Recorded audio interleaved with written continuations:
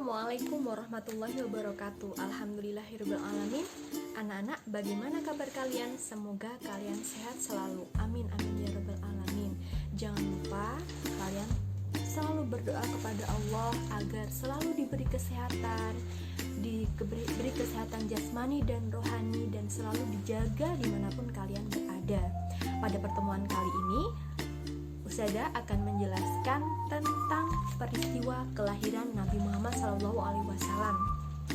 Nah, seperti kita ketahui bahwasanya Nabi Muhammad lahir pada tanggal 12 Rabiul Awal tahun Gajah.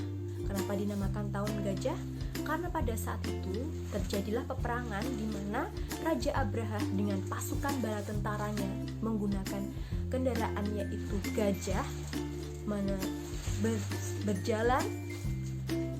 berjalan menyusuri kota dari Yaman. Nah, itu bertujuan untuk menghancurkan Ka'bah. Namun pada saat itu Ka'bah diselamatkan oleh Allah dengan dikirimkannya burung ababil dari Allah di langit, kemudian dengan membawa batu kerikil panas dari api neraka. Allah menyelamatkan Ka'bah dengan cara tersebut. Kemudian batu kerikil panas tadi dijatuhkan kepada pasukan Abraha yang bergajah tadi. Kemudian pasukannya dan bala tentaranya itu terbunuh oleh burung ababil. Kemudian Ka'bah pun terselamatkan. Nah, pada saat itu bertepatan pada tanggal 20 April 571 Masehi, Nabi Muhammad dilahirkan di rumah pamannya yaitu Abu Thalib dalam keadaan yatim. Kenapa yatim? Beliau ketika umur 3 bulan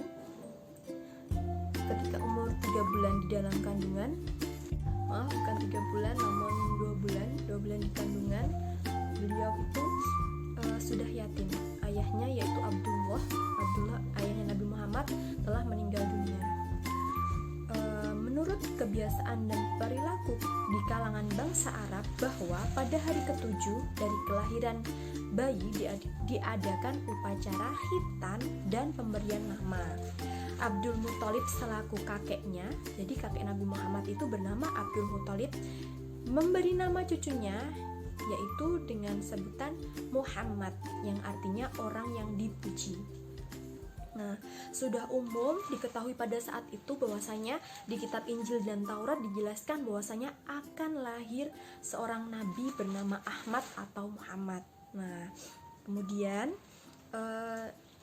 peristiwa Raja Abraha menyerang Ka'bah tadi dijelaskan di surat Al-Fil ayat 1-5.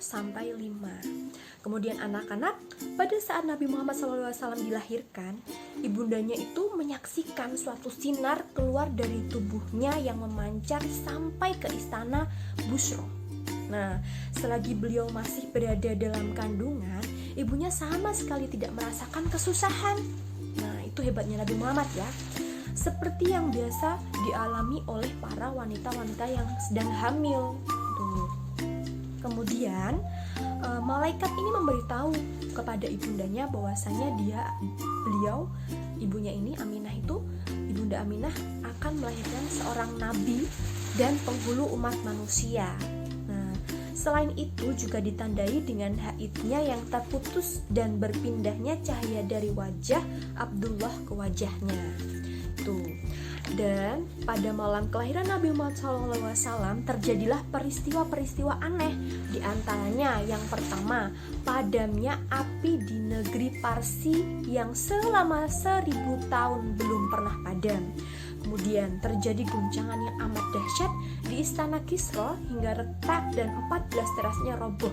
Air danau sawah menjadi surut dan berhala-berhala berjatuhan. Ayah Nabi Muhammad SAW telah meninggal dunia ketika beliau masih dalam rahim ibunya.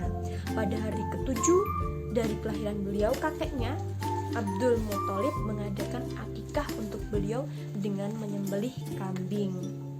Nah, jadi ketika kelahirannya seorang Rasulullah, seorang Habibullah, seorang cintanya Allah ini lahir.